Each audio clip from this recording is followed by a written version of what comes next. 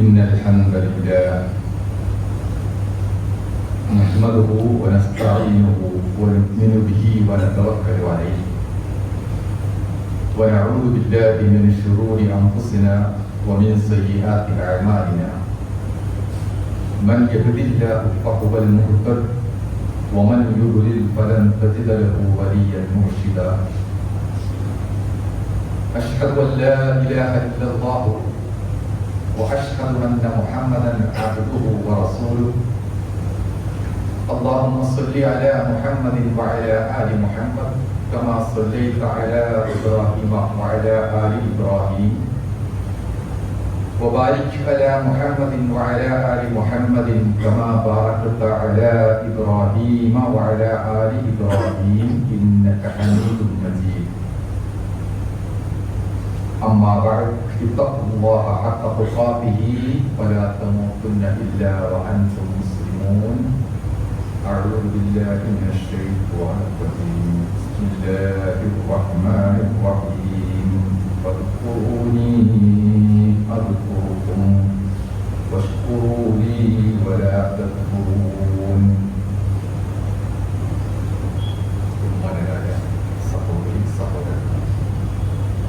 അല്ലാഹു നമ്മെ ഏൽപ്പിച്ചിരിക്കുന്ന എല്ലാ കാര്യങ്ങളും അവരിൽ നിന്ന് നമ്മൾ ഏറ്റെടുത്തിരിക്കുന്ന അമാനത്തുകളായി കണ്ടുകൊണ്ട് അല്പം പോലും കുറവ് വരുത്താതെ സൽപ്രവർത്തനങ്ങളിലൂടെ പുണ്യങ്ങളിലൂടെ ഈമാൻ ശക്തമാക്കിക്കൊണ്ട് നന്ദിയുള്ളവരായി അല്ലാഹുവിന് മുമ്പിൽ നിൽക്കുവാൻ നമ്മൾ തയ്യാറാകുക. നാം തന്നെ നമ്മളെ അതിന് സജ്ജമാക്കുകയും ചെയ്യുക. അല്ലാഹു നമ്മയൊക്കെ അനുഗ്രഹിക്കുമാറാണ്. അല്ലാഹുവിന്റെ ചിന്തയിൽ നിന്ന് മനസ്സ് മാറിപ്പോവാതിരിക്കാൻ മറ്റു വേണ്ടാത്ത അനാവശ്യമായ ചിന്തകൾ മനസ്സിലേക്ക് കയറി വരാതിരിക്കാനുള്ള ചില കാര്യങ്ങളാണ് ഖുർആൻ നമ്മളെ കേൾപ്പിക്കുന്നത്. എന്തുകൊണ്ട് അല്ലാഹുവിന്റെ വഴിയിൽ നിന്നും മനുഷ്യർ അകന്നകന്ന് പോകുന്നു എന്നതായിരുന്നു നമ്മൾ നേരത്തെ സംസാരിച്ചത്.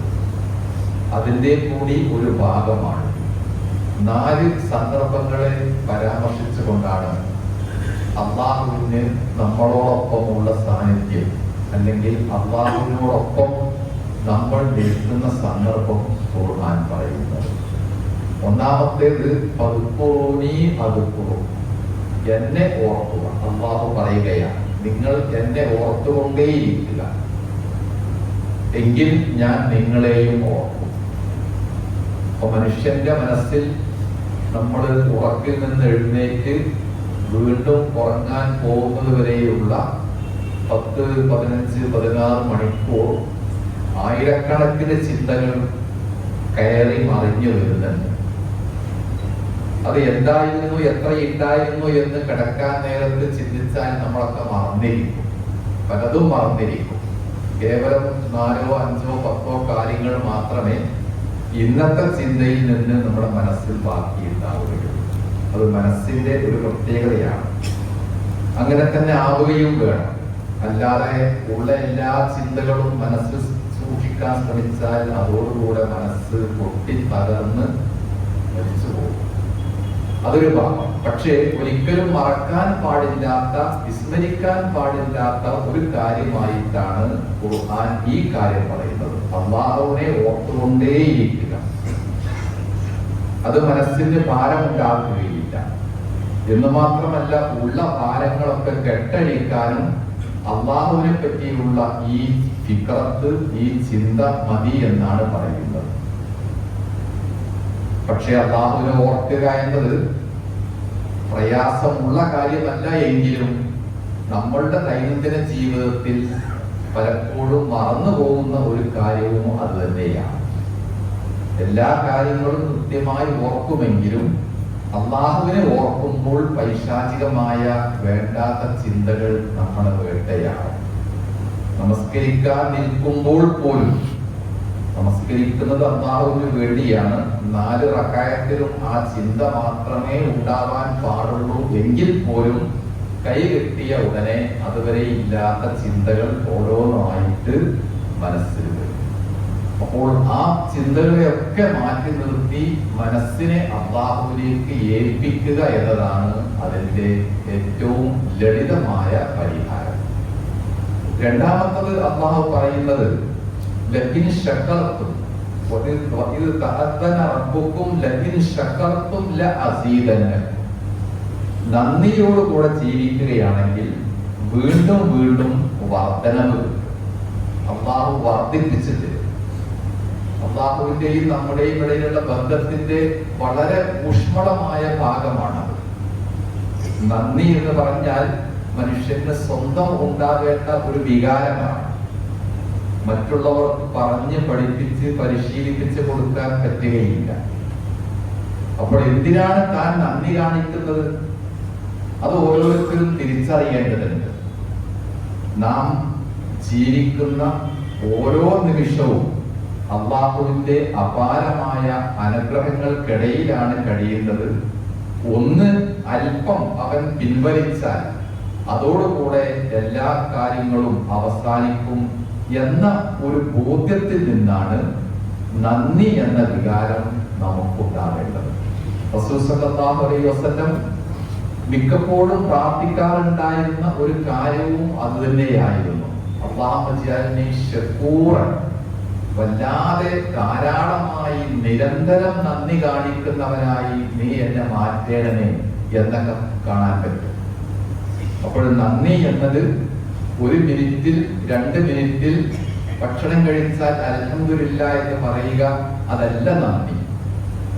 അത് അതിന്റെ ഒരു മിനിമം ഭാഗമാണ്. 24 മണിക്കൂർ എന്നോണം തന്റെ മനസ്സിലുള്ള നന്ദിയുടെ ബോധമാണ് ആദ്യം പറഞ്ഞ അല്ലാഹുവിനെ പറ്റിയുള്ള ദിക്റും മനസ്സിൽ ലൈവായിട്ട് നിലനിർത്താൻ സാധിക്കും.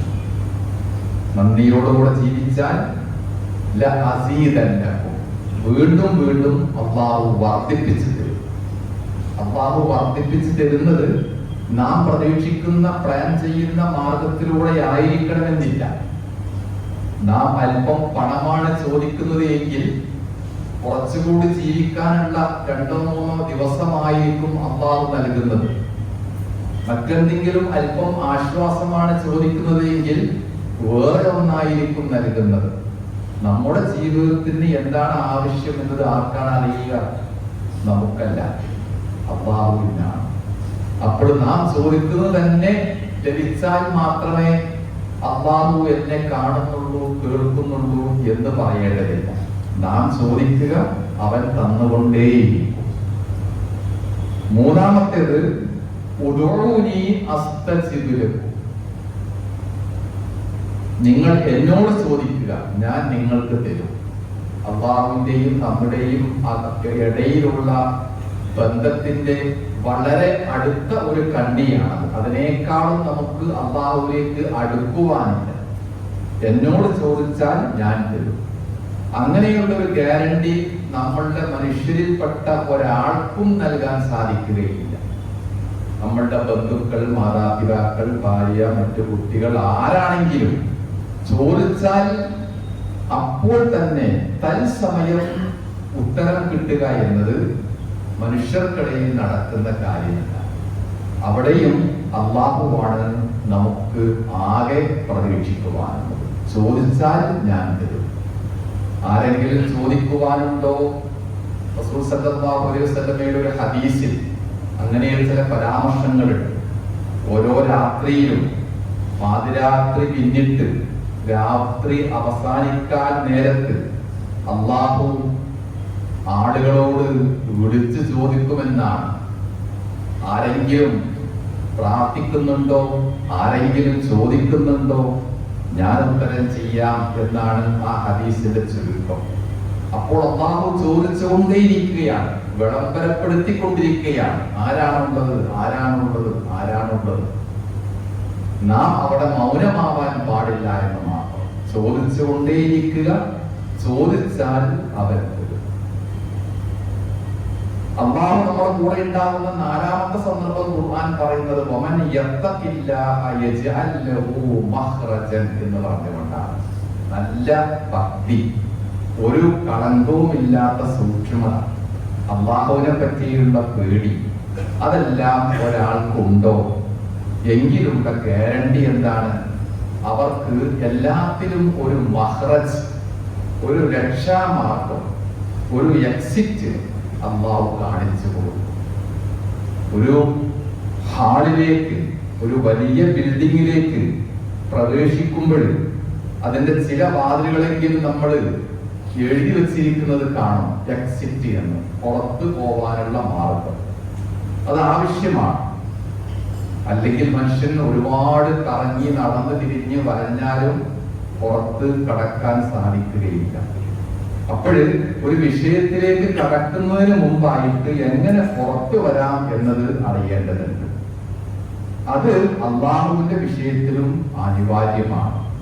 ആ വിഷയത്തിൽ പുറത്തേക്കുള്ള വഴി കാണിച്ചു കൊടുക്കുന്നത് നമ്മളല്ല, അള്ളാഹു തന്നെയാണ്. ഏത് വിഷയത്തിൽ പോയാലും പ്രയാസപ്പെടാതെ, അപകടത്തിൽപ്പെടാതെ, എല്ലാ കാര്യങ്ങളും എളുപ്പത്തിൽ ശരിയായി പുറത്തേക്ക് വരാനുള്ള ഒരു രക്ഷാമാർഗം ലഭിക്കുക എന്നതും അല്ലാഹുവിന്റെ മാത്രം ഔദാര്യമാണ്. അപ്പോൾ 4 കാര്യങ്ങളുമായി ഫദ്കുറൂനി അദ്കുറുക്കും, എന്നെ ഓർത്താൽ ഞാൻ നിങ്ങളെയും ഓർക്കും. ലകിൻ ശകർത്തും ലഅസീദന്നകും, നന്ദി കാണിച്ചാൽ ഇനിയും വാരിക്കോരി തരും. ഉദ്ഉനി അസ്തജിബ് ലക്കും, പ്രാർത്ഥിച്ചാൽ അള്ളാഹു തിരിച്ചങ്ങോട്ട് കൊടുക്കും, ഉത്തരം ചെയ്യും. പിന്നെയോ ഈ പറഞ്ഞത്, ഭക്തിയോടുകൂടെ ജീവിച്ചാൽ യജ്അൽ ലഹു മഖ്റജ. ഈ 4 കാര്യങ്ങളും നമ്മൾ ഒന്നുകൂടി മനസ്സിലേക്ക് ചേർത്ത് വെച്ചുകൊണ്ട് ആലോചിക്കുക. എന്തൊരാശ്വാസമാണ് അള്ളാഹു നമുക്ക് നൽകുന്നത്. ജീവിതത്തിൽ ഒരിക്കലും പ്രയാസപ്പെടേണ്ടതില്ല, വെപ്രാളപ്പെടേണ്ടതില്ല. എന്തെല്ലാം നഷ്ടപ്പെട്ടാലും നിങ്ങൾക്ക് ഒരിക്കലും കുലുങ്ങാതെ കുന്നുപോലെ ഉറച്ചു നിൽക്കാൻ സാധിക്കും എന്ന ഒരു ആത്മധൈര്യമാണ് യഥാർത്ഥത്തിൽ നൽകുന്നത്. ആ ഒരു പ്രതീക്ഷയാണ് ജീവിതത്തിൽ എപ്പോഴും നമുക്ക് ആത്മധൈര്യവും സമാധാനവുമായി വർദ്ധിക്കേണ്ടത്. നമ്മുടെ ചുറ്റുഭാഗത്തുള്ള കാര്യങ്ങളൊക്കെ അങ്ങനെ നടക്കുന്നുണ്ട്. പലതും നമ്മളെ ബാധിക്കും. ചിലതൊക്കെ തട്ടിത്തിരിഞ്ഞ് വഴിമാറി പോകും, ചിലതിലേക്ക് നമ്മൾ അങ്ങോട്ട് പോയി വീഴും. ഇങ്ങനെയൊക്കെ തന്നെയാണ് കാര്യങ്ങൾ. പക്ഷേ അല്ലാഹു പറയുന്നത്, എല്ലാ കാര്യങ്ങളും നിങ്ങൾക്ക് വേണ്ടുന്നതും വേണ്ടാത്തതുമായ, അപകടകരമായ, പ്രയാസകരമായ എന്തെന്ത് കാര്യങ്ങളുണ്ടോ അതെല്ലാം നിങ്ങൾക്ക് വളരെ വളരെ അടുത്താണ്.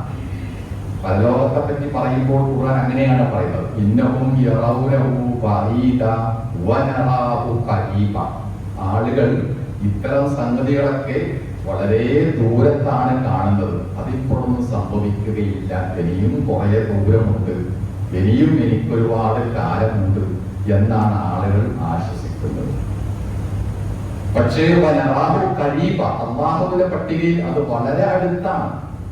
ഇതാണ് കാര്യങ്ങളുടെ കിടക്ക്. നമ്മൾ വളരെ ദൂരത്താവുന്നു എന്ന് കാണുന്ന, ആശ്വസിക്കുന്ന കാര്യങ്ങളും അല്ലാഹുവിന്റെ പക്കൽ എങ്ങനെയായിരിക്കും? കയ്യെത്തും ദൂരത്തായിരിക്കും. അത് നമുക്കൊരു പാഠമാണ്. വാഹനം ഓടിക്കുന്ന ഡ്രൈവറുടെ വലതുഭാഗത്ത് ഒരു മിററുണ്ട്, കണ്ണാടിയുണ്ട്. അതിൽ എഴുതിയിരിക്കുന്ന വാക്കുകൾ നിങ്ങൾ ശ്രദ്ധിച്ചിട്ടുണ്ടോ? കണ്ണാടിയിൽ പതിയുന്ന വസ്തുക്കളുടെ ഇമേജ് നിങ്ങൾ പ്രതീക്ഷിക്കുന്നതിനേക്കാളും അടുത്താവുന്നു എന്നാണ് അതിന്റെ അർത്ഥം. ഇത് വലിയൊരു പാഠമാണ് ആ ഡ്രൈവർക്ക് നൽകുന്നത്. കണ്ണാടിയിൽ നേർക്കുനേർ നോക്കുമ്പോൾ പുറകിലുള്ള വാഹനം ഒരുപാട് പുറകിലാണ്. പക്ഷേ യഥാർത്ഥത്തിൽ അത് നമ്മളുടെ അടുത്തെത്തിയിട്ടുണ്ട്. അത് വാഹനത്തിന്റെ കണ്ണാടിയുടെ മാത്രം പ്രകൃതമല്ല, ജീവിതത്തിലും അങ്ങനെ തന്നെയാണ്. അപ്പൊ ഏത് കാര്യങ്ങളും നമ്മുടെ കയ്യെത്തും ദൂരത്ത്, ഒരു വിളിവാടപ്പുറത്ത് ഉണ്ട്. എപ്പോഴും എന്തും നമുക്ക് സംഭവിക്കാം എന്ന ഒരു ജാഗ്രതയാണ് അല്ലാഹുവിന്റെ വിഷയത്തിൽ, ജീവിതവുമായി ബന്ധപ്പെട്ട വിഷയത്തിൽ നമുക്കുണ്ടാവേണ്ടത്. ആ ജാഗ്രതക്ക് ഒന്നുകൂടി ശക്തി പകരുന്നതാണ് ഈ പറഞ്ഞ 4 കാര്യങ്ങൾ. എന്തിനും ഏതിനും എപ്പോഴും എങ്ങനെ വന്നാലും അല്ലാഹു എൻ്റെ കൂടെ ഉണ്ടാകും. ആ ധൈര്യം നമ്മൾ മറക്കാതിരിക്കുക, അതിനുവേണ്ടി അല്ലാഹുവിനെ കൂട്ടുപിടിക്കുക, അവനെ തൃപ്തിപ്പെടുത്താനും പ്രീതിപ്പെടുത്തുവാനും ആവശ്യമായ അമലുകൾ ധാരാളമായി ചെയ്തുകൊണ്ടിരിക്കുക.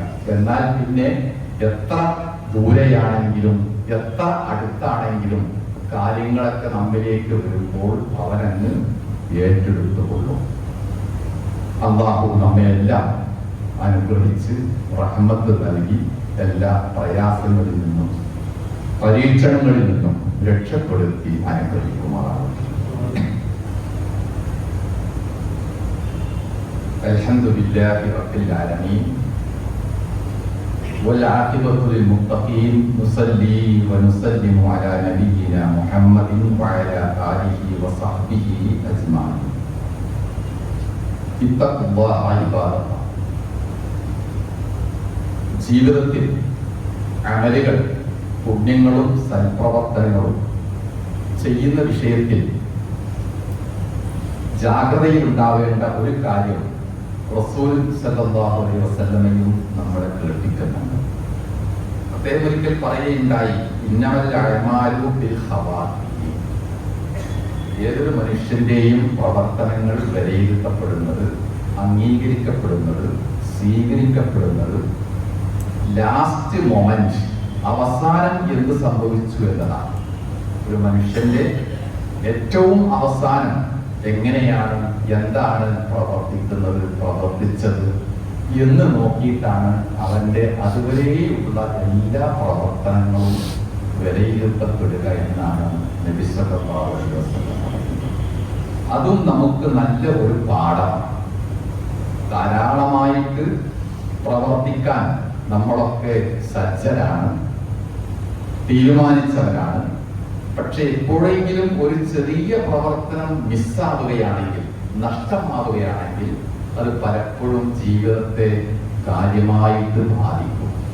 അങ്ങനെ പ്രവർത്തനങ്ങൾ നിഷ്ഫലമായി പോകാതിരിക്കാനുള്ള മുന്നറിയിപ്പ് കൂടിയാണ് നബി സല്ലല്ലാഹു അലൈഹി വസല്ലം നൽകുന്നത്. ഖവാതീം, അവസാനമായി എന്ത് എത്ര ചെയ്യുന്നു എന്നതാണ് ഒരാളുടെ എല്ലാ പ്രവർത്തനങ്ങളുടെയും മൂല്യം കണക്കാക്കുന്നത്. ഒരു കിലോ അരി നാം തൂക്കുന്നു, 900 ഗ്രാം വെക്കുന്നു, തൂങ്ങുകയില്ല, ഒന്ന് കാണിക്കുകയില്ല. 999 ആണെങ്കിലും തൂക്കം പൂർത്തിയാവുകയില്ല. അവസാനം ഇടുന്ന ഒരു പിടി അരി ഉണ്ടല്ലോ, 1 ഗ്രാം അരി, അതാണ് നിർണായകം. അതാണ് 1 കിലോ എന്നത് പൂർത്തിയാകുന്നത്. അപ്പൊ അതുവരെ ഇട്ട 500, 600, 700 ഇതൊന്നും ഉണ്ടെങ്കിലും തൂക്കം പൂർത്തിയാവാൻ അവസാനത്തെ 1 മണി 2 മണി അരിയാണ് വരുന്നത്. ഇത് തന്നെയാണ് ജീവിതത്തിൽ നമ്മളുടെയും കാര്യം. നമ്മൾ 60, 70, 80 എത്ര വയസ്സ് ജീവിച്ചാലും കുറെ കാലം നമ്മൾ ചെയ്തിട്ടുണ്ട്, പുണ്യങ്ങൾ ധാരാളമുണ്ട്, അമലുകൾ ധാരാളമുണ്ട്, സ്വതക്ക ചെയ്തിട്ടുണ്ട് എന്നൊക്കെ പറഞ്ഞാലും എവിടെയെങ്കിലും ഒരു വീഴ്ച വരുമ്പോൾ ആ വീഴ്ച നാം ചെറുതായി കാണുന്നുവെങ്കിലും അള്ളാഹുവിന്റെ പക്കൽ അത് കുറച്ച് ഗുരുതരമായിരിക്കും. നമ്മളുടെ ഖവാതീമിൽ ജീവിതം അവസാനിക്കുന്നു എന്നിടത്ത് നല്ല ഒരു അവസാനമായിട്ട് അത് പരിഗണിക്കപ്പെടുകയില്ല എന്നാണ് നബി സല്ലല്ലാഹു അലൈഹി വസല്ലം പറയുന്നത്. അത് എന്തിനു വേണ്ടി പറഞ്ഞു എന്ന് വെച്ചാൽ ഇത്രയേ ഉള്ളൂ, എപ്പോഴാണ് അവസാനിക്കുക എന്നത് നമുക്കറിയില്ല. ഇന്ന് നമുക്ക് മിസ്സായത്, നഷ്ടപ്പെട്ടത് നാളെ ചെയ്യാം, അടുത്തയാഴ്ചയാവാം എന്ന ഉറപ്പ് നമുക്കില്ല. അതുകൊണ്ട് ഏത് സന്ദർഭത്തിലും ജീവിതം അവസാനിക്കും.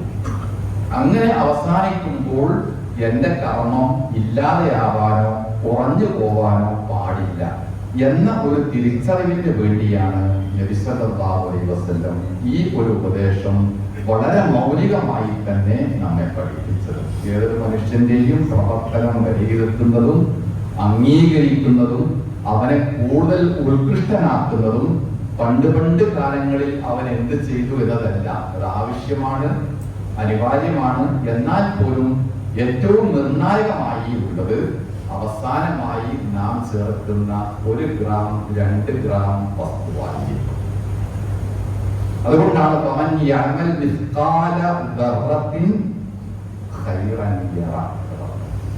ഒരു മിസ്കാൽ ദർറത്ത് വളരെ വളരെ ചെറിയ ഒരു അളവാണത്. അതിനേക്കാളും ചെറുത് പറയാൻ നമുക്ക് സാധിക്കുകയില്ല. വളരെ ചെറിയ ഒരളവ്, അണുമണി തൂക്കത്തോളം ആണ് നന്മയെങ്കിലും ആ നന്മ അല്ലാഹു രേഖപ്പെടുത്തും. അത്രയും ചെറിയ ഒരു അളവ് നമ്മുടെ കണക്കിലില്ല. സൽപ്രവർത്തനങ്ങളുടെ മൂല്യം അങ്ങനെയാണ്, വളരെ ചെറുതാവും, അല്ലാഹു രേഖപ്പെടുത്തും. അതുപോലെ തന്നെയാണ് തിന്മയാണെങ്കിലും നന്മ എന്ന പോലെ തിന്മയും ഇതുപോലെ തന്നെയാണ്. അള്ളാഹുവിന്റെ അളവുകൾ അവർ നിശ്ചയിച്ചിരിക്കുന്നത്. അതുകൊണ്ട് പ്രവർത്തനങ്ങളിൽ അമാന്തത, ആലസ്യം ഉണ്ടാവാൻ പാടില്ല. അതാകുന്നു റസൂൽ സല്ലല്ലാഹു അലൈഹി വസല്ലം നൽകിയിരിക്കുന്ന ഈ ഹദീസിന്റെ മുഖ്യമായ പാഠം. അത് ആദ്യം പറഞ്ഞതിലേക്ക് ചേർത്ത് വെക്കുക. 4 സന്ദർഭങ്ങളിലൂടെ അള്ളാഹു നമ്മൾ കൂട്ടിപ്പിടിക്കാൻ ആഗ്രഹിക്കുന്നുവെങ്കിൽ, അള്ളാഹു നമ്മളുടെ അടുത്ത് തന്നെ നിൽക്കാൻ ആഗ്രഹിക്കുന്നുവെങ്കിൽ, ഈ പറഞ്ഞ കൊച്ചു കൊച്ചു പ്രവർത്തനങ്ങളിലൂടെ അവനെ സ്വന്തമാക്കുക എന്നത് എളുപ്പമാണ് എന്നാണ് നബി അറിയിക്കുന്നത്. അതനുസരിച്ചുകൊണ്ട് നമ്മൾ ജീവിതം ക്രമീകരിക്കുക, ഒരിക്കലും നിരാശപ്പെടാതിരിക്കുക. നമ്മുടെ പക്കൽ വന്നിരിക്കുന്ന എല്ലാ കുറവുകളും, ന്യൂനതകളും, പോരായ്മകളും നമ്മളെക്കാളും വേണ്ട പോലെ അല്ലാഹുവിന് അറിയാം. അവനോട് കരഞ്ഞു പറഞ്ഞാൽ പരിഹരിക്കാത്ത ഒരു വിഷയവുമില്ല. അവന്റെ മുമ്പിൽ മനസ്സ് തുറന്നാൽ തുറക്കപ്പെടാത്ത ഒരു വാതിലുമില്ല. പ്രതീക്ഷാപൂർവം ഈമാൻ നൽകുന്ന ഊർജവുമായിട്ട്, ആത്മവിശ്വാസവുമായിട്ട് അല്ലാഹുവിന്റെ മുമ്പിൽ നമ്മൾ അണിനിരക്കുക. ഈ പറഞ്ഞ പോലെ എല്ലാത്തിനും അല്ലാഹുവിനെ നമ്മൾ കൂട്ടുപിടിക്കുകയും ചെയ്യുക. പടച്ചവനെ, നീ ഞങ്ങളെയൊക്കെ അനുഗ്രഹിക്കണമേ. ജീവിതത്തിൽ എല്ലാവിധ ഐശ്വര്യവും സമാധാനവും മനസ്സിനും ശരീരത്തിനും ആവശ്യമായ ആഫിയത്തും നൽകി പടച്ചവനെ, നീ ഞങ്ങളെയും ഞങ്ങളുടെ കുടുംബത്തെയും മക്കളെയും ഒക്കെ അനുഗ്രഹിക്കണമെന്നാണ്. കഴിഞ്ഞുപോയ നമ്മുടെ മാതാപിതാക്കൾക്ക്, സുഹൃത്തുക്കൾക്കെല്ലാം അല്ലാഹു മഹത്വത്ത് നൽകി അനുഗ്രഹിക്കുമാറാവട്ടെ. ഇന്നത്തെ സുഖമായി കിടക്കുന്ന നമ്മുടെ സഹോദരന്മാർക്കും സഹോദരിമാർക്കും വേണ്ടി നാം പ്രാർത്ഥിക്കുക. അല്ലാഹു അവർക്കെല്ലാം ആശ്വാസം നൽകി, ആഫിയത്ത് നൽകി, മതിയായ ചികിത്സ നൽകി അനുഗ്രഹിക്കുമാറാവട്ടെ. അല്ലാഹുമ്മ ഗ്ഫിർ ലിൽ മുഅ്മിനീന വൽ മുഅ്മിനാത്ത് വൽ മുസ്ലിമീന വൽ മുസ്ലിമാത്ത് വൽ അഹ്യാഇ മിൻഹും വൽ അംവാത്ത്. اللهم ربنا تقبل منا دعاءنا إنك أنت السميع العليم. اللهم أجرنا من النار وأدخلنا الجنة مع الأبرار يا رب العالمين. اللهم ربنا آتنا في الدنيا حسنة وفي الآخرة حسنة وقنا عذاب النار.